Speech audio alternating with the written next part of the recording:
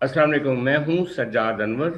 आज जो ईरान में ताज़ा तरीन सूरत हाल हमारे सामने आ रही है, जिस तरह से हफ्ते की सुबह खामनाई साहब को निशाना बनाया गया और आज वो इस दुनिया में नहीं है। खामनाई के बाद का ईरान कैसा होगा? और ये जो लड़ाई चल रही है अमेरिका, इसराइल और ईरान की, इस लड़ाई के आने वाले दिनों में जो एपिसोड्स होंगे वो किस तरह की शक्ल इख्तियार करेंगे? रीजन सारी जो है वो मशरक़ वस्ता जो है वो एक तरह से जंग के दहाने पे है। अमेरिका और इसराइल को की मुंह जोर जो ताकत है, बज़ाहिर जो चीन और रूस के बारे में कहा जाता था कि वो ईरान की हमायत में आएंगे खुल के, वो तो ऐसा नहीं हुआ। इस सारी सूरत हाल पे हम तज्जिया लेंगे। हमारे सीनियर दोस्त जनाब सकलैन इमाम साहब लंदन से हमारे साथ मौजूद हैं। उनकी गहरी नज़र है मशरक़ वस्ता की सियासत पर भी और ग्लोबल पॉलिटिक्स है उसके ऊपर भी। तो सकलैन साहब, सबसे पहला सवाल तो ये है कि ये एक हद क्रॉस की है इसराइल ने और अमेरिका ने मिल के जिस तरह से ये बॉम्बिंग की 2-3 दिन से, और बॉम्बिंग अभी जारी भी है तेहरान समेत पूरे ईरान पर। और खामनाई साहब के चले जाने से एक खला भी पैदा हुआ है। ईरान ने कहा है कि हम एक ऐसा बदला लेंगे जिसकी तवक्को ही नहीं है इसराइल को और अमेरिका को। तो क्या आप कोई फौरी रिटेलिएशन इस तरह की देख रहे हैं जिसमें कोई बहुत बड़ा नुकसान इसराइल का होने जा रहा है? देखिए, मैं इस बारे में ज़ाहिर है जो ईरान की मनसूबाबंदी है वो तो मेरे इल्म में नहीं, लेकिन मैं जो हालात को देख रहा हूँ और जो रुझानात देख रहा हूँ, जो ख़बरें आ रही हैं, उससे एक बात बिल्कुल वाज़ेह है। आपने बहुत अच्छा तारुफ़ कराया सारे इशू का और क्या-क्या लोगों की तवक्कुआत हैं। चीन, रूस और अमेरिका और इसराइल की जो जो अपनी-अपनी हरकतें हैं, उनसे हमें नज़र आ रहा है कि क्या हो रहा है। तो इसी के कुछ पीछे ऐसे भी मसाइल हैं या ऐसे आप कह लें कि पॉइंटर्स हैं जिनको हम मेन स्ट्रीम मीडिया पर नहीं देख रहे हैं।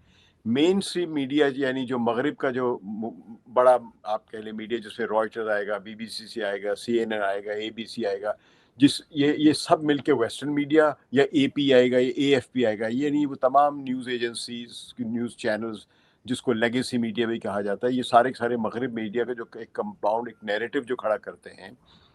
हमारे जैसे मुल्कों के सहाफ़ी और मीडिया इदारे जो हैं, इंडिया का भी हो गया, आप मशरिक़ वस्ता के भी इदारे कह रहे हैं, ये चाहे वो अल जज़ीरा बज़ाहिर इंडिपेंडेंट भी हो, लेकिन ये सब के सब are dominated by western narrative.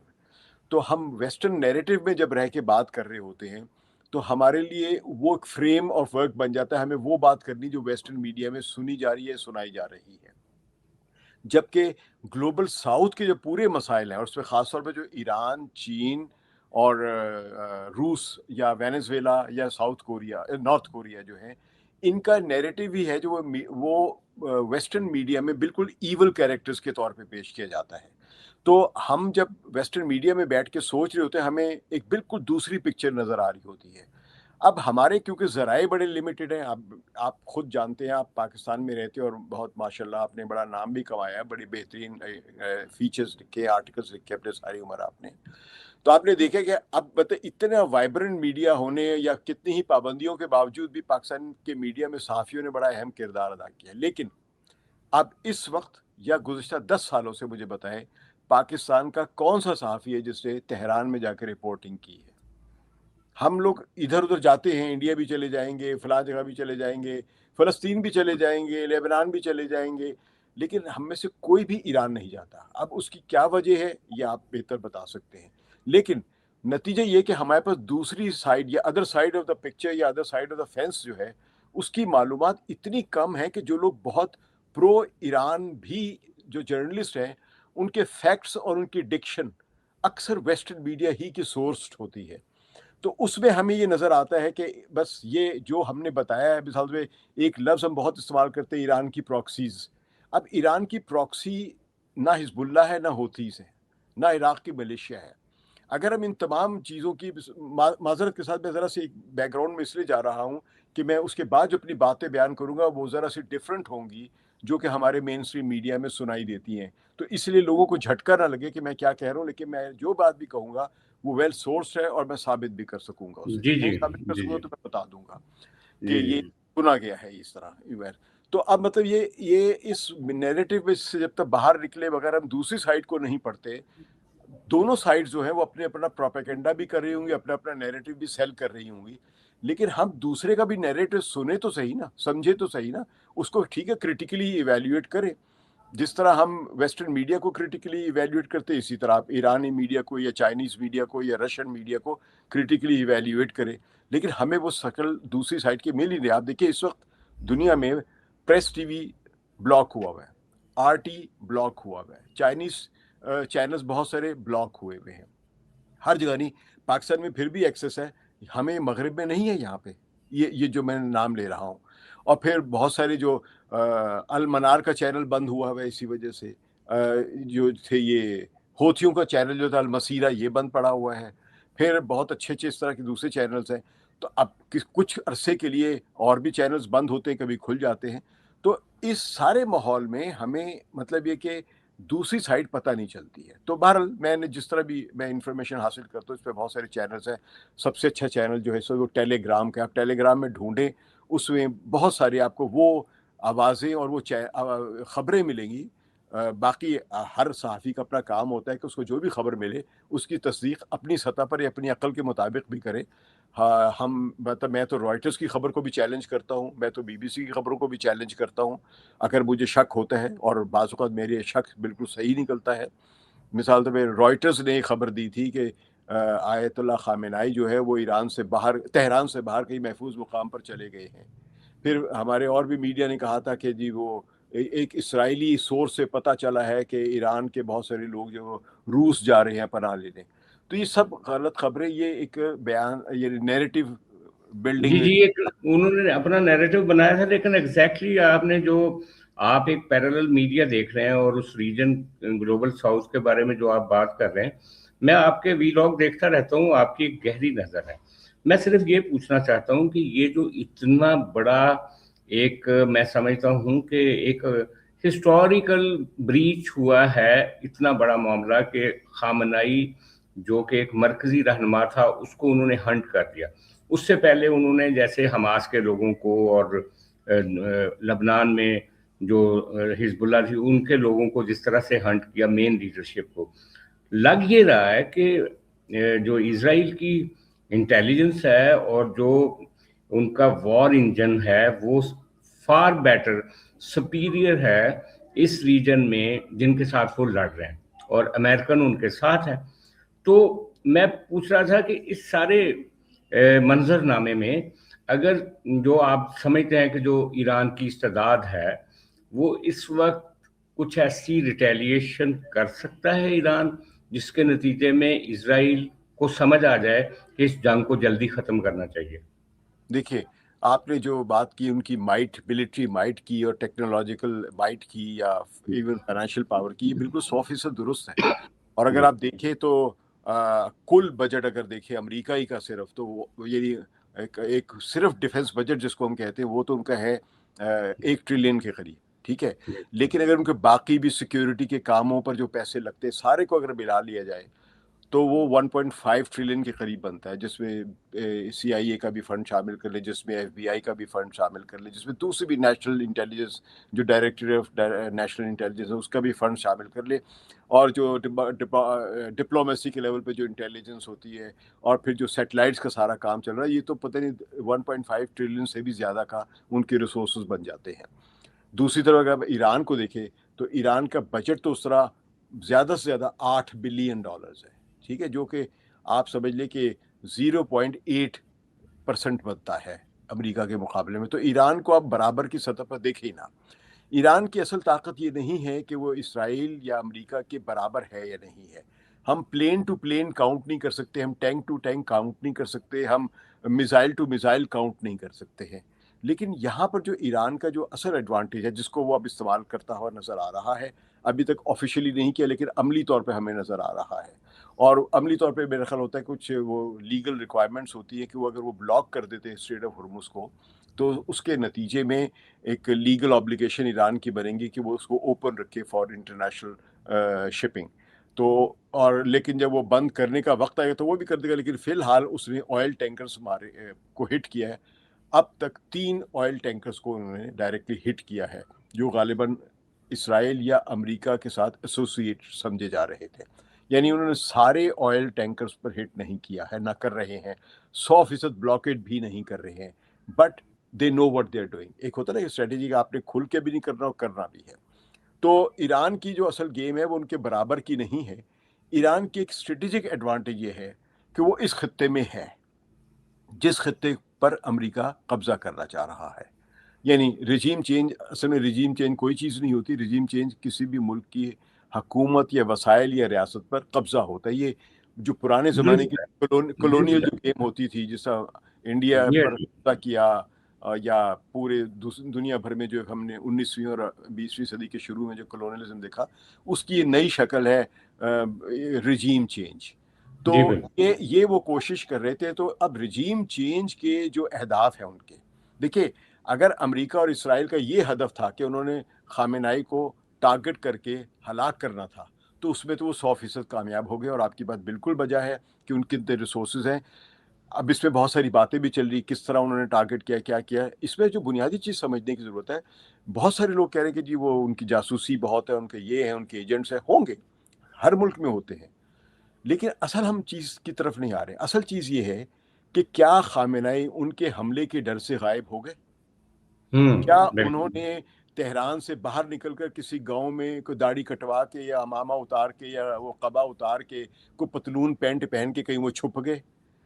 وہ اپنی رہائش گاہ، سرکاری رہائش گاہ پر ہی قائم رہے. تو اس کا مطلب یہ ہے کہ انہوں نے جو حاصل کرنا تھا، بھئی 86 ایئرز اولڈ کا ایک شخص ہے اور جو کئی مرتبہ قاتلانہ حملوں میں بچ چکا ہوا، بلکہ ایک حملے میں تو زخمی بھی ہوئے تھے جس کے نتیجے میں ان کا جو رائٹ ہینڈ یعنی دایاں بازو جو ہے وہ شیل ہو گیا تھا. تو اگر آپ دیکھیں ان کی تصویر میں، وہ اپنے دائیں ہاتھ سے، یعنی جو رائٹ ہینڈ ہے وہ اس کا لگے گا آپ کو کہ وہ ڈس ایبلڈ ہے. تو وہ سارے کام جو لیفٹ ہینڈ سے ہی کر رہے ہوتے ہیں. ایک لحاظ سے وہ بڑے لیفٹسٹ ہے، یعنی اپنی نظر سے دیکھا جائے تو وہ ظاہر ہے اس آدمی کو تو نظر آ رہا ہوگا نا کہ میں مر جاؤں گا یا مجھے مار دیا جائے گا. اس نے جو وہاں پہ کھڑا رہا ہے، اور انہوں نے جو اپنی طرف سے بڑی ٹارگٹ اور بڑی، وہ نیو یارک ٹائمز نے کہ اتنی احمقانہ رپورٹ دی ہے کہ جی امریکہ نے انٹیلیجنس کی، جاسوسی کی، سیٹلائٹ سے ڈھونڈا اور ڈھونڈ کے انفارمیشن اسرائیل کو پاس آن کر دیا. اسرائیل نے حملہ کر کے اس کو ہلاک کر دیا یا مار دیا یا شہید کر دیا. تو بھائی نیو یارک ٹائمز کو یہ سمجھنے کی ضرورت تھی نا کہ ایک شخص اپنے گھر سے نہیں بھاگا تو وہ آپ کے حملوں سے یا اپنی موت سے ڈرا نہیں ہے. اب آپ سمجھتے ہیں کہ ہم جب ویسٹرن سوسائٹی کی بات کرتے ہیں اس میں موت سے بچنا ہی اصل کامیابی سمجھا جاتا ہے. لیکن وہ سوسائٹیز جو مذہب پر بلیو کرتی ہیں، جن کے سامنے روایات ہیں شہادت کی، جو قرآن پر یقین رکھتے ہیں، اور خاص طور پہ جو امام حسین کو اپنا ایک ماڈل سمجھتے ہیں، ان کو آپ موت سے کیسے ڈرا سکتے ہیں؟ ہوا یہ ہے کہ یہ کامیابی کا جشن منا رہے ہیں کہ امریکہ نے اور اسرائیل نے ٹارگٹ کر کے بڑی پریسیشن گائیڈڈ میزائل کے ساتھ خامنہئی کو، اتنے بڑے لیڈر کو مار دیا. لیکن ہوا کیا ہے؟ جو رجیم چینج کا ٹارگٹ ہے وہ اب ان سے کئی میل یا سینکڑوں میل دور جا چکا ہوا ہے. اس کے لیکن شادی ہم رجیم چینج کے وہ جو ان کا فارمولہ ہے یا اس کے بعد جو وہ نتائج لینا چاہتے ہیں اس پہ بعد میں آتے ہیں. لیکن ایک سوال یہ ہے کہ جو شیلڈ کر رہا تھا ایران کو ان کا ڈیفنس سسٹم، جو میزائلز، آنے والے میزائلز کو روک سکتا تھا، جو ان کو پریمپٹ کر سکتا تھا، یہ تجزیہ نگار کہہ رہے ہیں، جو اسٹریٹجک ایکسپرٹس ہیں وہ کہہ رہے ہیں کہ اتنی بڑی تعداد میں میزائلز ایک ہی جگہ پہ آ کے لگتے ہیں، سیدھے سوئفٹلی جو نشانہ ہوتا ہے اس جگہ پہ آ کے لگتے ہیں. یہ ایران کی سیکیورٹی، جو ڈیفینسو سیکیورٹی ہے، جو ڈیفینس کرتی، جو شیلڈ کرتی، اس کا بھی ایک کافی بڑا فیلئر مانا جا رہا ہے کہ ان کا جو سب سے بڑا ایسٹ تھا خامنہئی، اس کو انہوں نے ہنٹ کر لیا. دیکھیے ایک چیز سمجھے، خامنہئی ان کا سب سے بڑا لیڈر تھا، رہبر، ایسٹ نہیں تھا. کیونکہ کوئی انسان ایسٹ نہیں تھا، ہر انسان نے مرنا ہے. اور میں نہیں سمجھتا کہ 86 سال کے آدمی کو آپ ایسا ایسٹ کہیں کہ بس اس کے مرتے ہی یہ کولیپس کر گئے. لیکن وہ سمبل تو تھے ان کے اتحاد کی، ان کے ریولوشن کی سمبل تھے نا. ایک आप सही, अलामत थे। हाँ आप जी। सही फरमा रहे हैं, वो सिंबल थे। लेकिन आप इंसानी जिंदगी में हर सिंबल अगर वो इंसान की सूरत में है तो उसने मरना है। और मेरे ख्याल में उन्होंने उन्होंने उन्होंने जो ज़्यादा ज़िंदगी हासिल कर ली है मरने के बाद, तो उनकी तो बड़ी कामयाबी हो गई है। और ईरानी कौम को एक जो गुस्सा, गैज़ व ग़ज़ब जो नज़र आ रहा है, जो जिसके साथ ही यकजहती आ गई है, ये बहुत ज़्यादा उसको मजबूत कर रही है। जब मैं कह रहा हूँ कि रजीम चेंज और दूर चला गया, तो वो यही है कि अब वो दिखाएं अपने शाह परस्त लोग इधर उधर जो जाके वहाँ पे हुकूमत पे कब्जा करना चाहते थे, जिनको डोनाल्ड ट्रंप ने कहा कि हमने आपके लिए हालात पैदा कर दिए, अब जाए हुकूमत पे कब्जा कर ले, तो कब्जा कोई करके दिखा दे। वो नामुमकिन है अभी, कम अज़ कम अगले कई बरसों तक ये नामुमकिन है। और दूसरा ये है कि देखिए, जहाँ तक ये सिक्योरिटी एक्सपर्ट्स कहते हैं कि वो नाकामी है, मेरे ख्याल नाकामी एक ऐसी चीज़ है जहाँ हर तरफ मुमकिन है। इसराइल में जो इस वक्त मिसाइल जा रहे हैं ईरान के, अब देखिए ना, आपने सही कहा कि इसराइल के पास बेहतरीन टेक्नोलॉजी है, बेहतरीन एयर डिफेंस सिस्टम है, एयर डोम है, एरो 2 है, एरो 3 है, थार्ड है, ठीक है, पैट्रियट मिसाइल्स की बैटरीज लगी हुई हैं। और अमेरिका ने दुनिया भर के थार्ड मिसाइल इधर उधर से उठा के, यानी दूसरे खित्तों को खतरे में डाल के इसराइल को प्रोटेक्ट करने के लिए सब कुछ पहुंचाया हुआ है। और जेराल्ड फोर्ड जो वहाँ पहुंचा हुआ है मेडिटेरेनियन सी पे, वो दरअसल ईरान पे हमले के लिए नहीं है, वो असल में इसराइल को प्रोटेक्ट करने के लिए वो पूरी शील्ड के साथ आया हुआ है। उसके बावजूद भी ईरान के मिसाइल्स वहाँ पे हिट कर रहे हैं। अभी अभी आज की जो बड़ी खबर है, वो बैत शमेस एक जगह है, एक बड़ा शहर, बहुत बड़ा शहर नहीं लेकिन शहर है बड़ा, वहाँ पे मिसाइल जाके हिट हुआ है और 20 इसराइली अब तक की जंग में एक ही हमले में हलाक हुए हैं। मेयर जो है वहाँ का बैत शमेस का, वो ये कह रहा है कि 20 लोग हलाक चुके हुए। मीडिया जो मर्जी रिपोर्ट करे, लेकिन मैं उसके बयान को देख रहा हूँ। जी, तो जी। मतलब ये इतनी बड़ी तादाद में लोग हैं, वहाँ भी एक मिसाइल जाके लगा है। और अब वो अलग बात है कि अगर ईरान अगर चाहेगा, फ़र्ज़ कीजिए, जो मेरा ख्याल है कि अभी वो स्ट्रेटेजिकली उस लेवल पे जाना नहीं चाहते हैं, लेकिन वो हो सकता है जाएँ, कुछ वार्निंग शॉट्स दें। वो डिमोना जो उनका न्यूक्लियर पावर प्लांट है इसराइल का, वो उसको भी हिट कर सकते हैं। और इसराइल में तो डेप्थ ही नहीं है। ईरान का साइज़ जो है, आपके इल्म में है, हाँ। पाकिस्तान के साइज़ से डबल है। जी, जी, जबकि जी, बिल्कुल। जबकि इसराइल का साइज़ जो है, उस वो तो आपके समझ लीजिए कि लाहौर और कराची के कुल रकबे को इकट्ठा कर लें, सूबा सर से भी छोटा है, आपके हुँ। कबायली इलाकों जितना भी जी, नहीं है। जी, जी। हुँ, तो हुँ, उसके पास स्ट्रेटेजिक डेप्थ नहीं है। हुँ, तो हुँ। अब वो जितनी भी टेक्नोलॉजी इस्तेमाल करके वो ही कर रहे हैं। एक जंग का देखिए, जो भी सिक्योरिटी एक्सपर्ट्स हैं उनको हमेशा ही बताना चाहिए। हमारे यहाँ, मैं माफ़ कीजिएगा, पाकिस्तान के बहुत सारे सिक्योरिटी एक्सपर्ट जो वो सिक्योरिटी एक्सपर्ट्स नहीं हैं। हाँ, अलबत्ता कोई जो आखिर वेस्ट के भी वो भी सिक्योरिटी एक्सपर्ट्स जो इंडिपेंडेंटली, मतलब स्कॉट रिटर है, कर्नल डेवीज़ है, ये अमेरिका के लोग हैं, या कर्नल मैक्ग्रागर है, ये पुराने लोग हैं। ये इस तरह के लोग हैं, ये जो जो स्ट्रेटेजिक मामलात पे बात भी करते हैं, जिनको दिफाई चीज़ों का भी पता है, इंटेलिजेंस का भी पता है, और वॉर की जो स्ट्रेटेजी होती है, वॉर की स्ट्रेटेजी में काउंटिंग करके 40 बंदे मार देना या 50 बंदे मार देना कभी कामयाबी नहीं समझी जाती। कामयाबी ये होती है कि आपने वो क्या हदफ हासिल कर लिया कि जिसके बाद अब जंग की सूरत हाल या सिमत बदल गई, जो जिसका आपने नुक्ता अपनी गुफ्तगू में इंट्रोडक्शन में बताया, और उस पर मैं अभी आऊँगा जब आप उस मसले को उठाएँगे। तो इस वक़्त एक लेकिन चीज़ है कि लेकिन इसराइल ने या अमेरिका ने ईरान के एक अहम लीडर को मार दिया है। लेकिन मारने के बाद उनको स्ट्रैटेजिकली क्या हासिल हुआ है? सिवाय इसके कि वो जिस तरह उन्होंने शेख यासीन को या रंतीसी को या और बहुत सारे जो लीडर्स थे हमास के या फ़लस्तीनियों के, यहाँ तक कि अल फतह के भी लीडरों को मारा था। उस सारे मारने के बाद जो उनकी अप्रोच है ना, असल में वो अप्रोच बड़ी फ़ॉल्टी है। वो ये समझते हैं कि मारने के बाद वो काबू पा लेते हैं। हालाँकि जो आइडियोलॉजीज़ होती हैं, ये आप मुझसे बेहतर जानते हैं, आपने इस पर लिखा हुआ है कि आइडियोलॉजी एक ऐसी चीज़ होती है जो बंदे मारने से ख़त्म नहीं होती, वो पॉलिटिकल टेम्परिंग या पॉलिटिकल मैनिपुलेशन से ही ख़त्म हो सकती है। जिसकी आप देखें तो बंदे मारने से तो एक रिज़ॉल्व बढ़ता है। और अच्छा शादी, ख़ासतौर, अच्छा शादी, एक तासुर ये भी है, मैं आपको फिर, आप माशाल्लाह एक दानिश्वर हैं, फिलोसफिकल उसकी बैकग्राउंड में जाते हैं। मैं ज़रा अपने देखने वालों के लिए ओवर सिंप्लीफाई करना चाहता हूँ कुछ चीज़ों को। मैं चाहता था कि मैं कहना चाह रहा था कि मुशाहिद हुसैन सैयद साहब ने भी आज एक बड़ी सीरियस से 3 पॉइंट रेज़ किए हैं। उनका कहना है, एक जो बुनियादी उन्होंने सवाल उठाया کہ ایران کے اندر جو ان کے اسرائیل کے ایجنٹس ہیں وہ اتنے مؤثر ہیں کہ کہا گیا ہے کہ خامنائی صاحب جو تھے ان کو خاص طور پہ سیٹرڈے مارننگ کو بلایا گیا تھا ایک خاص کام کے لیے، ادروائز وہ سیٹرڈے مارننگ کو اپنے دفتر میں یا اس پریمسز میں نہیں ہوتے جہاں پہ ان کو نشانہ بنایا گیا.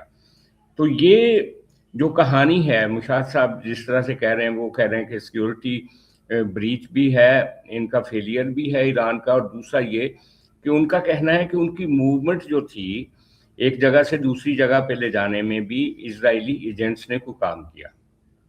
سجاد، جس جگہ خامنہئی کی موت ہوئی ہے، شہادت ہوئی، یہ ان کی رہائش گاہ ہے. اچھا، رہائش گاہ کم آفس بھی ایسے یہ ایسا ہی ہے جیسے ایوان صدر ہوتا ہے یا جیسے پرائم منسٹر سیکریٹریٹ ہوتا ہے؟ تو ان کو پھر لانے لے جانے کے وہ تو پوری کی پوری رہائش گاہ تباہی ہوئی ہے، جس میں ان کی بیٹی، ان کا داماد، ان کا نواسا، ٹھیک ہے، نواسا یا نواسی مجھے معلوم نہیں، لیکن ان کا گرینڈ چائلڈ جو ہے، گرینڈ چائلڈ، ہاں جی، یہ بھی ہلاک ہوئے ہیں. تو اب وہ کیا ان کا داماد، ان کی بیٹی اور ان کا گرینڈ چائلڈ کیا یہ بھی ان کے دفتر میں بیٹھے ہوئے تھے؟ اچھا، پھر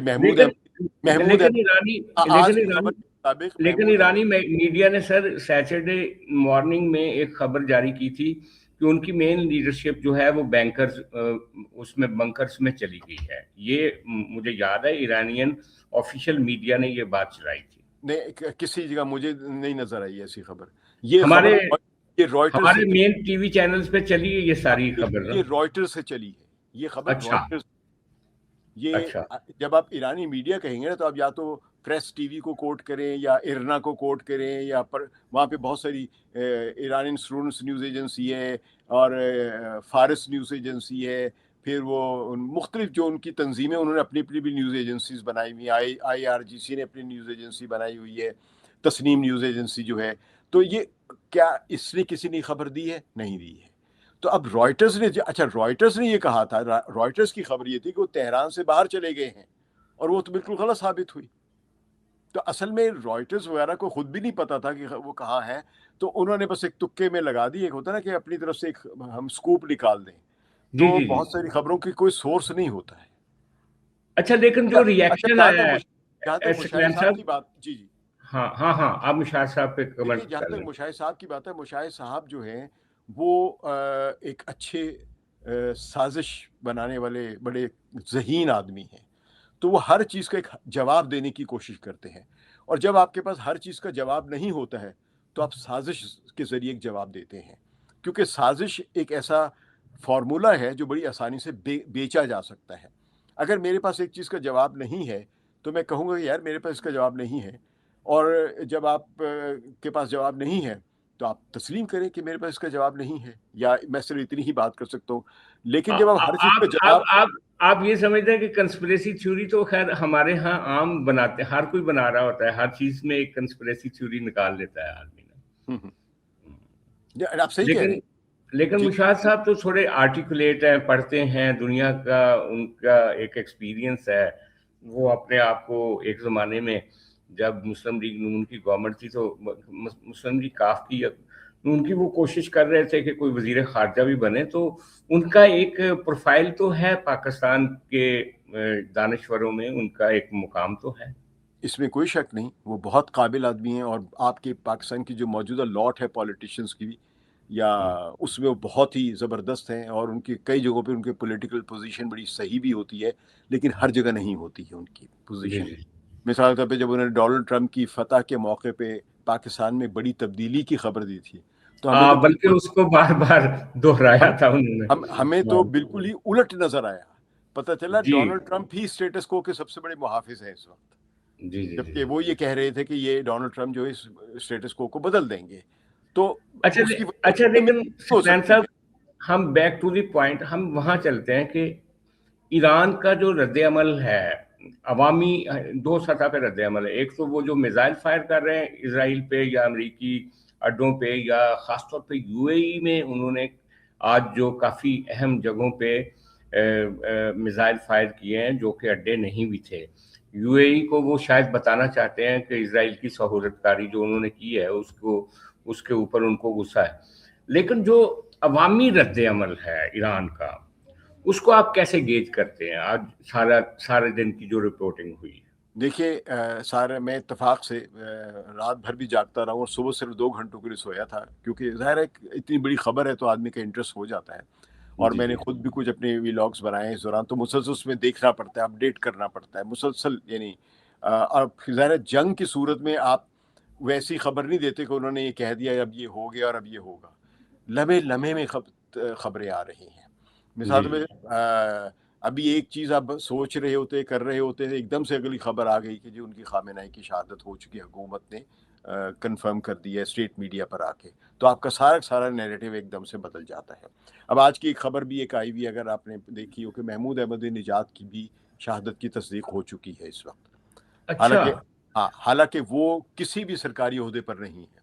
تو اس کا ہوں مطلب یہ ہے کہ وہ اپنی طرف سے ڈی کیپیٹیٹ کرنے کی کوشش کر رہا ہے امریکہ، کیونکہ محمود احمد نژاد ایک حکومت میں تو کہیں کوئی مقام نہیں ہے اس کا، لیکن وہ ڈائی ہارڈ پولیٹیکل لیڈر سمجھا جاتا ہے، جو جی کہ ہاں بڑا جی، ریولوشنری قسم کا ہے، وہ خود آئی مطلب آلٹرنیٹو لائن میں وہ ایک ابھر کے سامنے آ سکتے تھے اگر وہاں پہ کوئی قیادت کا خلا ہوتا بالکل تو۔ صحیح، اچھا، اسی طرح کی خبر پریزیڈنٹ کے بارے میں بھی ہے کہ وہ جی بھی، بالکل بالکل، پہلے خبر یہی آئی تھی کہ وہ ہاں بھی اس میں ہلاک ہو گئے ہیں، بلکہ پھر بعد میں کہا نہیں وہ زخمی ہوئے ہیں، لیکن اب یہ پتہ چل رہا ہے کہ وہ وہاں پر موجود نہیں تھے جہاں پہ بہت ساری بامبنگ ہوئی ہے، ایک لوگ مختلف جگہوں پر بھی ہو سکتے ہیں نا، لیکن کچھ لوگ ابھی بھی یہ کہہ رہے ہیں کہ وہ زخمی ہوئے ہیں، یعنی کوئی شارپنرز لگے ہیں کچھ، بٹ حتمی طور پہ دیکھیں ابھی کچھ نہیں کہا گیا ہے۔ آج انہوں نے تقریر کی ہے اور اس تقریر میں انہوں نے کھل کے مذمت کی ہے، اور انہوں نے کہا کہ ہم لڑیں گے اور آخر وقت تک لڑیں گے۔ اب جو غور طلب بات ہے کہ مسعود پزشکیان جو ہے اور ان کے ساتھی، یعنی ان کے جو ووٹرز تھے جنہوں نے ان کو الیکٹ کیا تھا، یہ امریکہ سے تعلقات نارملائز کرنے کے نعرے پر جیت کر آئے تھے۔ ہاں بالکل اتنی بالکل بالکل بالکل، ٹھیک ہے، لیکن اب وہ دیوار سے لگ گئے، وہ اب نہیں اس پہ دیوار، وہ بات نہیں کرنی۔ دیوار سے لگے، یہ امریکہ نے اس لابی کو، اس گروپ کو، اس ایران میں جو پبلک اوپینین جو ہے اس کو بالکل بدل دیا ہے۔ جی ہاں جی جی یعنی ان کو یہ نظر آ رہا ہے کہ امریکہ پر قطعی طور پہ بھروسہ نہیں کیا جا سکتا ہے، تو ظاہر ہے اب تو وہ کہہ رہا ہے کہ رجیم چینج کر دیں گے، بادشاہ کو لے آئیں گے یا نہیں لیں گے، جو بھی ہے، لیکن جو آپ نے باتیں کی ہیں، جو عوام کا، اور جو ہم جس موضوع پہ بات کریں، عوام کا جو رد عمل ہے اس وقت، وہ بہت غصہ ہے۔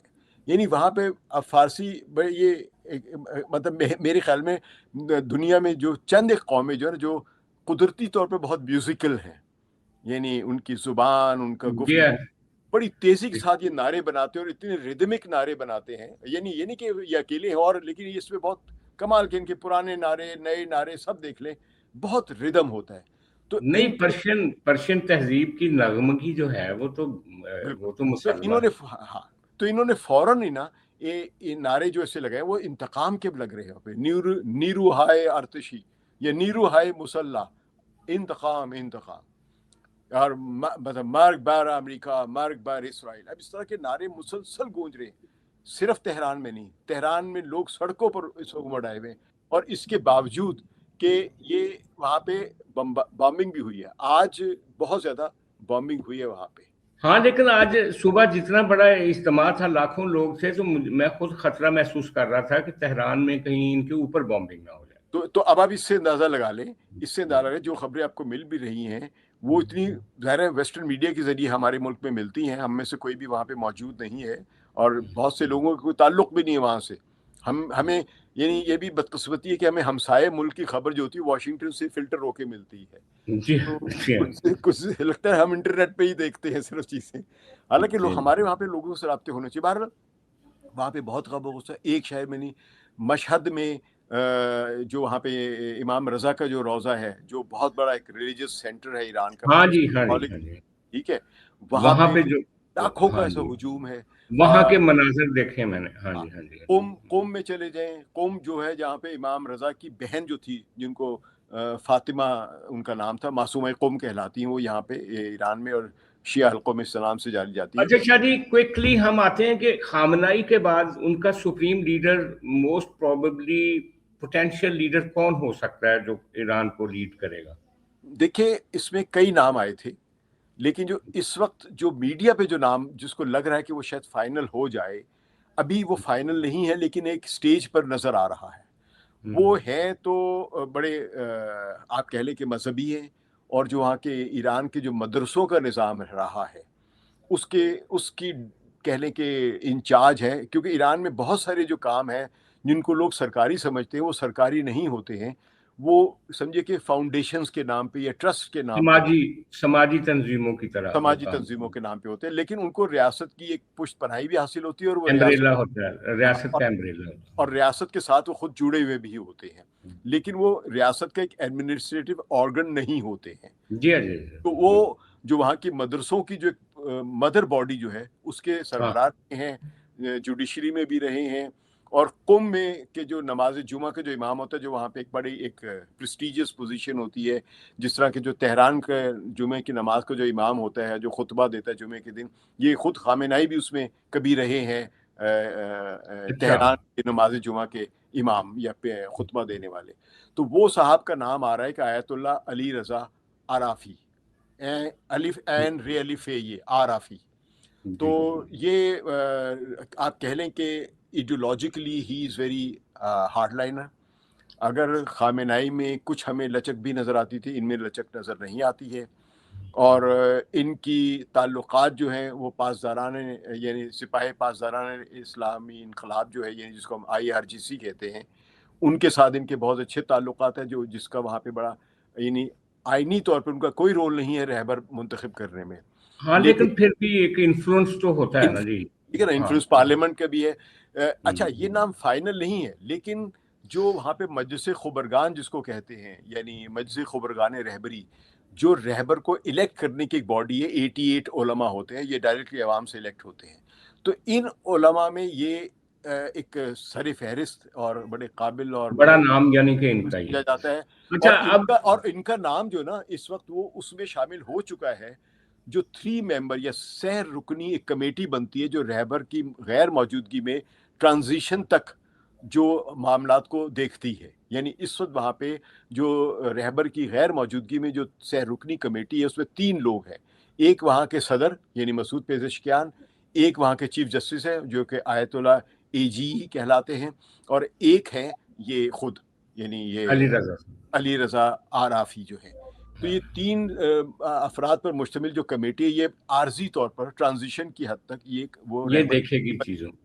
اور اس کے اچھا بعد لیکن شاہ جی، جی آخری سوال ہے، نظریاتی سوال ہے، وہ یہ ہے کہ دیکھیں، ایک طرف یورپ امریکہ اپنی پاپائیت کو دفن کر کے ایک ٹیکنالوجیکل انقلاب کے ذریعے آگے بڑھا، انڈسٹریل ریولوشن کے ذریعے آگے بڑھا، اور انہوں نے اپنی ٹیکنالوجیکل ایڈوانسمنٹ کے ذریعے آج اس طرح کے ہتھیار، اس طرح کا اسلحہ، اس طرح کی اکانومی بنا لی ہے کہ وہ دوسرے بر اعظموں میں جا کے اپنی مداخلت کر رہے ہیں اور لوگوں کو مار رہے ہیں، ہنٹ کر رہے ہیں، اپنے معاشی مفادات حاصل کر رہے ہیں۔ جبکہ ہم جو خاص طور پہ مشرق وسطیٰ ہو گیا، جنوبی ایشیا کے مسلمان ہو گئے، یہ لوگ جو ابھی تک اسی فنڈامنٹل اپنی اس پہ رکے ہوئے ہیں، جیسے ابھی آپ نے مدارس کے وفاق کے کوئی سربراہ ہیں، ان کو آپ بتا رہے ہیں کہ وہ وہاں پہ بننے جا رہے ہیں، ملائیت جو ہے وہ ہمارے ہاں اسی طرح پنپ رہی ہے، لیکن ہم ٹیکنالوجیکل سائنٹیفک ایڈوانسمنٹ میں اور اپنی معاشی ترقی میں چونکہ ایٹ پار نہیں ہے۔ تو یہ ایک نظریاتی ایک تفاوت ہے دونوں سائڈوں پہ، ایک طرف مذہب کو لے کر ہم آگے بڑھ رہے ہیں، ادھر وہ ٹیکنالوجی اور اپنے معاشی مفادات کے ساتھ آگے بڑھ رہے ہیں۔ تو اس میں صاف نظر آ رہا ہے کہ ان کو جیت مل رہی ہے، ہمیں خسارہ مل رہا ہے، اور یہ صدیوں سے ڈیکڈز کی کہانی ہے، کوئی اب کی کہانی نہیں ہے۔ پہلے بھی انہوں نے مشرق وسطیٰ کو ری فارمیٹ کیا، اب بھی وہ اس کی ایک نئی شکل بنا رہے ہیں، موسٹلی ملک ان کے ساتھ ہیں، یا ساتھ نہیں ہے تو خاموش ہے ان کی طاقت کی وجہ سے۔ تو یہ جو ایک بڑا تضاد ہے ہمارا اور ویسٹ اور یہ امریکہ کی جو اوورال سوسائٹیز کا جو تضاد ہے، اس کی موجودگی میں کیا ہم ہمیشہ اسی سٹرگل میں مارے جائیں گے، اسی اپنے مذہب کے ساتھ چمٹے رہ کر آگے نہیں بڑھ پائیں گے، قتل ہوتے رہیں گے، اپنے آپ کو ایسی منڈیوں میں بدلتے رہیں کہ وہ آئیں گے اور ہمیں استعمال کر کے چلے جائیں گے؟ سجاد، اگر اجازت دیں تو تھوڑا سا ہاں یہ طویل جواب ہوگا، لیکن میں کوشش کروں گا کم سے کم وقت کر سکوں، کیونکہ بڑا اہم नुक्ता आपने उठाया है। जी जी। एक तो ये देखिए कि इसको आप मजहब या सेकुलरिज्म की कॉन्फ्लिक्ट की सूरत में या उसकी एक बाइनरी में ना देखें आप। उसकी वजह ये है कि जब ये मुल्क जो हैं जिनके आपने नाम लिए, मुसलमान ममालिक या ग्लोबल साउथ पूरा, इसमें इंडिया भी आता है जो कि मुसलमान मुल्क नहीं है, इसमें चाइना भी आता है जो मुसलमान मुल्क नहीं है, इसमें पूरा लैटिन अमेरिका कंट्री आता है जहाँ पे कोई मुसलमान मुल्क या मुल्ला की कोई हुकूमत नहीं है। ये कॉलोनियलिज्म का एक चक्कर था और उसमें यूरोप ने जो तरक्की हासिल की है वो उनकी पापायत ख़त्म करके नहीं की है, वो पापायत की एक नई शक्ल बनी, क्योंकि उस ज़माने की जो पापायत थी वो भी एक कॉलोनियल पावर थी जो कि दूसरे मुल्कों पे जाके कब्जे किया करती थी। अगर उस ज़माने में पापायत जो होती थी वो कई अपने ही यूरोपीय ममालिक के बादशाहों को बदल देती थी, कंट्रोल कर लेती थी, तो उनके बादशाहों ने एक और बड़े बादशाह के खिलाफ बगावत की और अपने आप को लिबरेट किया। उस लिबरेशन के ज़माने में भी जो वहाँ पे सेकुलर मूवमेंट्स उठी हैं वो उस पापायत के खिलाफ उठी हैं जहाँ पे पापायत खुदा का रास्ता था, आप खुदा तक डायरेक्ट बात ही नहीं कर सकते थे। इसीलिए प्रोटेस्टेंट फ़िरका भी पैदा हुआ जिससे कहा कि नहीं, हर शख्स जो है वो खुदा से बराह रास्त बात कर सकता है, पापायत को या किसी पोप को पैसे दे के जन्नत का टिकट खरीदने की ज़रूरत नहीं है। तो ये तब्दीलियाँ आई थी वहाँ पे। इस्लाम में ऐसी कोई चीज़ नहीं है, तो इस्लाम पसमानदगी का सबब नहीं है, लेकिन इस वक्त ये ज़रूर है कि मुसलमान पसमानदा ज़रूर है और इस पसमानदगी में मुल्लायत का अहम किरदार नहीं है। हम ये समझें, जब ये खित्ते कॉलोनीज़ बने हैं 19वीं सदी में, इसमें से किसी भी जगह मुल्लायत की हुकूमत नहीं थी।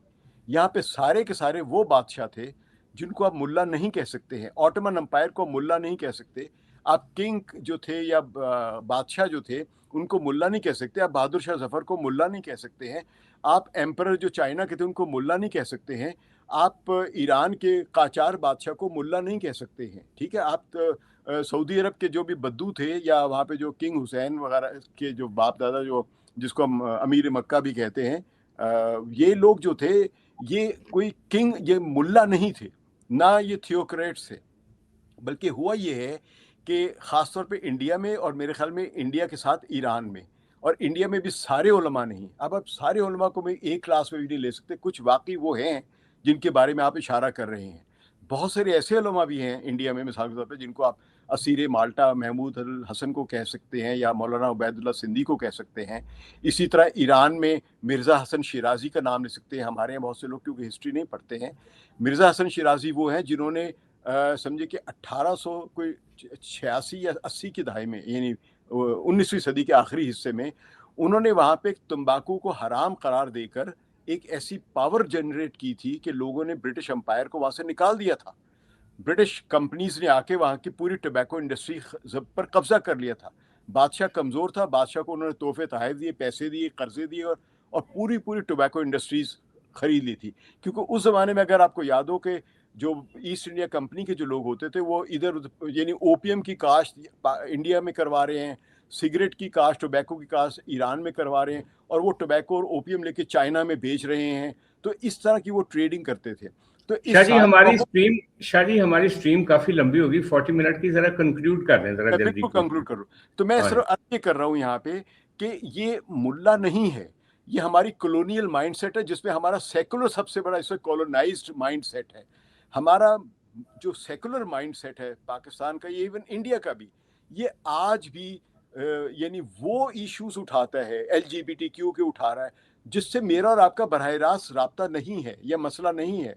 हम सफ़र कर रहे हैं गुर्बत से, हम क्लास कॉन्फ्लिक्ट से सफ़र कर रहे हैं, हम कॉलोनाइजेशन से सफ़र कर रहे हैं। अमेरिका हमारे वसाइल पे कब्जा कर लेता, पहले बरतानिया करता था। तो हमें असल में उस कॉलोनी से बाहर निकलना है।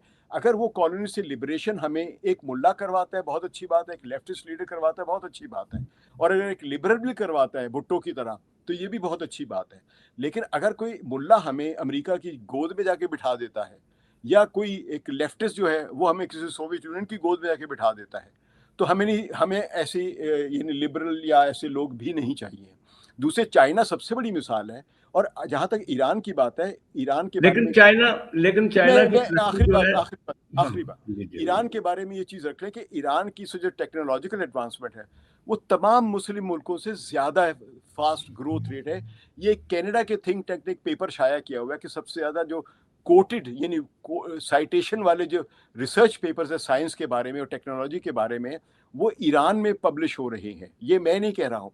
तो इसलिए ईरान किसी भी लिहाज से मुल्ला की वजह से पीछे नहीं है, ईरान पीछे है यूएस सैंक्शंस की वजह से, जो उनको बढ़ने ही नहीं दे रहा है। वरना ईरान के सारे सोशल इंडस्ट्रीज जो हैं, विमेन स्टेम सेल्स की ग्रेजुएशन, यानी स्टेम सेल्स होता है, सॉरी स्टेम होता है जो science technology engineering and maths की जो ग्रेजुएट्स हैं, ईरान में औरतें जो है मर्दों से ज़्यादा हैं। और किसी भी मुल्क में तनासब के लिहाज से ईरान की जो ग्रेजुएट कम्युनिटी है स्टेम्स की, वो किसी भी मुस्लिम मुल्क से ज़्यादा है। तो इसका मतलब ये है कि वहाँ पे वो मसाइल नहीं है। अब हम लोगों का एक मसला ये कि हम ईरान के मौलवियों को और अफ़गानिस्तान के मौलवियों को एक तरह देखने लगते हैं, या पाकिस्तान के मौलवियों को ईरान के मौलवियों से मिला देते हैं, या इंडिया के मौलवियों को ईरान के मौलवियों से मिला देते हैं। हर मुल्क की एक अपनी हिस्ट्री, अपनी बैकग्राउंड है, और उस बैकग्राउंड में वहाँ की मुल्लायत आगे बढ़ी है। तो ईरान का मुल्ला पॉलिटिकली एक्टिव और असर्टिव और रेवोल्यूशनरी और एंटी कॉलोनियल 19वीं सदी से चला आ रहा है। जी, बहुत शुक्रिया सकलैन इमाम साहब, आज आपने बहुत रोशनी और एनलाइटनमेंट दी इस सारे इशू के ऊपर। होपफुली आपसे इसी मौजू पे, क्योंकि ये एपिसोड आगे चलना है, किसी दिन मैं फिर आपसे बात करूंगा। बहुत शुक्रिया। आपका भी शुक्रिया।